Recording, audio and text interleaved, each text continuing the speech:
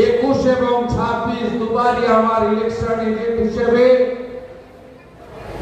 দায়িত্ব নিয়ে কাজ করেছেন। একটা ভদ্র লোককে 5 দিন রিমান্ডে রেখেছিল। বৃন্দাবন চক থেকে কালীচরণপুর মিথ্যা মামলাতে যুক্ত করা হয়েছিল জেলার সাধারণ সম্পাদক মাননীয় মেঘনাথ পাল মহোদয়কে। ভারতীয় জনতা পার্টির অকুতোভয় নেতা, স্পষ্টবাদী জেলার সহসভাপতি মান্যবর প্রলয় পাল মহোদয়কে, যার পিতৃদেব বিরুলিয়ার প্রাক্তন প্রধান শিক্ষক এবং আমার প্রস্তাবক বটে, তাকে এবং তার পিতৃদেবের প্রতি আমার কৃতজ্ঞতা জ্ঞাপন করি। আমার দুবার নির্বাচনে এক্সপেন্ডিচার এজেন্ট ছিলেন আমাদের অন্যতম নেতা, যাকে বলেছিলাম আমি, যিনি কেজি দরে বিক্রি হয়েছিলেন বয়ানের ভূপাতিত।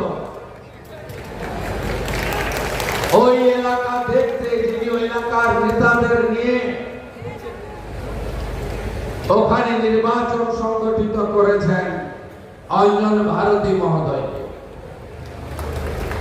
আমি কৃতজ্ঞতা চিত্তে ধন্যবাদ জানাবো।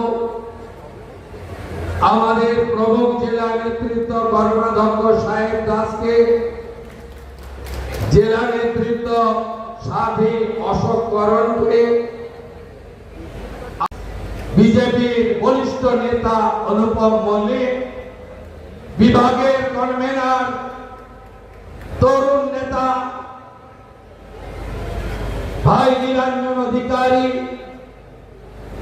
কাঁথির সাংসদ সৌমেন্দু অধিকারী, একাধিক বিধায়ক এসেছেন, রাজ্যের সম্পাদক পাঁশকুড়া পশ্চিমের সিন্ধু সেনাপতি, চণ্ডীপুরের পীযুষ দাস এসেছেন, নন্দকুমারের নির্মল খাড়া এসেছেন, পটাশপুরের আমাদের রাজ্যের নেতা তপন মাইতি এসেছেন, রামনগরের চন্দ্রশেখর মন্ডল এসেছেন, খেজুরির সুব্রত পাই এসেছেন, দক্ষিণ কাঠি দুবার জেতা নেতা এমএলএ অরূপ দাস মহোদয়।